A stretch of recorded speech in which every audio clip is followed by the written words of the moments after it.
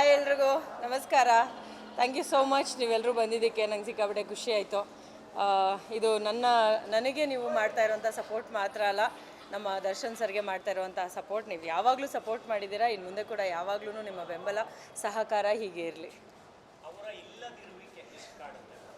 ತುಂಬ ಕಾಡುತ್ತೆ ಸರ್. ಅಂದರೆ ಬೇಸಿಕ್ಲಿ ಅವರ ಬರ್ಡೇ ಅಲ್ವಾ, ಅವ್ರ ಬರ್ಡೇಗೆ ನಾವು ಸೆಲೆಬ್ರೇಟ್ ಮಾಡ್ತಾ ಇದ್ದೀವಿ ಅನ್ನೋದು ನಮ್ಮ ಖುಷಿ. ಆದರೆ ಅವರನ್ನು ನೋಡಿ ಸೆಲೆಬ್ರೇಟ್ ಮಾಡಬೇಕು ಅನ್ನೋದು ಪ್ರತಿಯೊಬ್ಬ ಡಿ ಬಾಸ್ ಅವರ ಅಭಿಮಾನಿಯ ಆಸೆ. ಆ ಆಸೆ ಲಿಸ್ಟಲ್ಲಿ ನಾನು ಕೂಡ ನಿಲ್ತೀನಿ, ಎಲ್ಲೋ ಒಂದು ಕಾರ್ನರಲ್ಲಿ ನಿಂತಿರ್ತೀನಿ ನಾನು.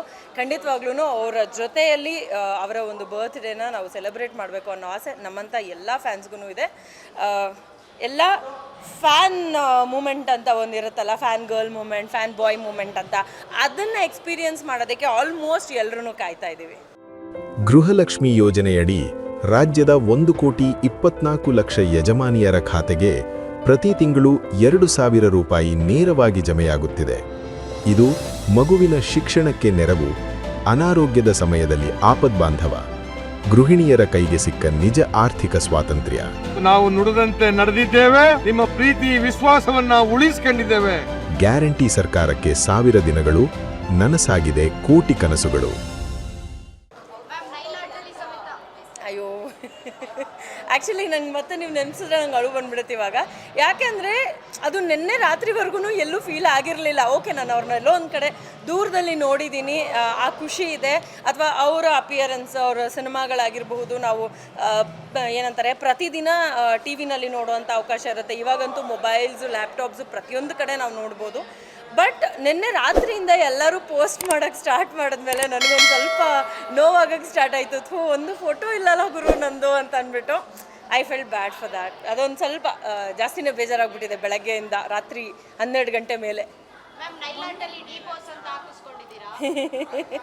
S, actually happy birthday HBD ಇದೆ, ಆದಮೇಲೆ ಈ ಫಿಂಗರ್ನಲ್ಲಿ D ಇದೆ, ಬಾಸ್ ಇದ್ದಾರೆ. So happy birthday boss. ನಿಮ್ಮ ಒಂದು ಆಬ್ಸೆನ್ಸಲ್ಲಿ ನಮ್ಮ ಕೈಯಲ್ಲಿ ಸಾಧ್ಯ ಆಗುವಂಥ ರೀತಿಯಲ್ಲಿ ನಾವು ಸೆಲೆಬ್ರೇಟ್ ಮಾಡಿದ್ದೀವಿ. ಬೈ ಎನಿ ಚಾನ್ಸ್ ನಾವು ಮಾಡೋಂಥ ಕೆಲಸ ನಿಮ್ಗೇನಾದರೂ ಇಷ್ಟ ಆಗಲಿಲ್ಲ ಅಂದರೆ ದಯವಿಟ್ಟು ಬೇಜಾರು ಮಾಡ್ಕೋಬೇಡಿ. ನಾವೆಲ್ಲೋ ದೂರದಲ್ಲಿ ನಿಮ್ಮ ಬರ್ತ್ಡೇನ ಸೆಲೆಬ್ರೇಟ್ ಮಾಡ್ತಾ ಇದ್ದೀವಿ. ನಿಮ್ಗೆ ಇಷ್ಟ ಆಗಲಿ ಅಂತ ನಿಮ್ಮನ್ನು ಮೆಚ್ಚಿಕೊಂಡು, ಅಪ್ಪಿ ನಿಮ್ಗೇನಾದರೂ ನಾನು ಮಾಡಿದ್ದು ಏನಾದರೂ ಒಂದು ಇಷ್ಟ ಆಗಲಿಲ್ಲ ಅಂದರೆ ದಯವಿಟ್ಟು ಬೇಜಾರು ಮಾಡ್ಕೋಬೇಡಿ. ನಿಮ್ಗೆ ಇಷ್ಟ ಆಗೋ ರೀತಿಯಲ್ಲಿ ನಾವು ಸೆಲೆಬ್ರೇಟ್ ಮಾಡುವಂಥ ಎಲ್ಲ ಪ್ರಯತ್ನ ಮಾಡ್ತೀವಿ. ಆ್ಯಂಡ್ ಸಮ್ ಡೇ ನಿಮ್ಮ ಬರ್ತ್ಡೇನ ಜೊತೆಯಲ್ಲಿ ಸೆಲೆಬ್ರೇಟ್ ಮಾಡುವಂತಹ ಅವಕಾಶ ನನಗೆ ಸಿಗಲಿ. Thank you.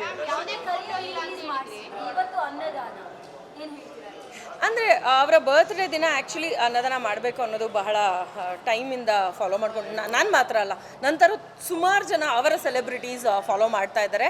ಆ್ಯಂಡ್ ಈಗ ನಾನು ಯಾವುದೋ ಒಂದು ದಿವಸ ಮಾಡ್ತಾ ಇದ್ದೆ ಅಂದರೆ ನನ್ನ ಬರ್ತ್ಡೇ ಆಗಿರ್ಬೋದು, ಅಥವಾ ಅವ್ರ ಬರ್ತ್ಡೇ ದಿನ ಆಗಿರ್ಬೋದು, ಅಥವಾ ನಮ್ಮ ತಾಯಿ ಬರ್ತ್ಡೇ ದಿನ ಆಗಿರ್ಬೋದು, ಯಾವತ್ತೋ ಒಂದು ದಿವಸ ಅನ್ನದಾನ ಮಾಡಬೇಕು ಅನ್ನೋದು, ಅಥವಾ ವರ್ಷದಲ್ಲಿ 1-2 ಸಲ ಮಾಡಬೇಕು ಅನ್ನೋದು ನನ್ನ ಒಂದು, ನಾನು ಇನ್ಸ್ಟಾಗ್ರಾಮ್ ಫಾಲೋ ಮಾಡ್ತಿರೋರು ಯೂಶಲಿ ಗೊತ್ತಿರುತ್ತೆ ನಾನು ಮಾಡ್ತೀನಿ ಈ ಕೆಲಸ ಅಂತ. ಬಟ್ ಅದನ್ನು ತೀರಾ ಹೈಲೈಟ್ ಮಾಡ್ಕೊಳ್ಳೋ ಅಂಥ ಫೀಲಲ್ಲೇನು ಯಾವತ್ತೂ ಇರಲಿಲ್ಲ.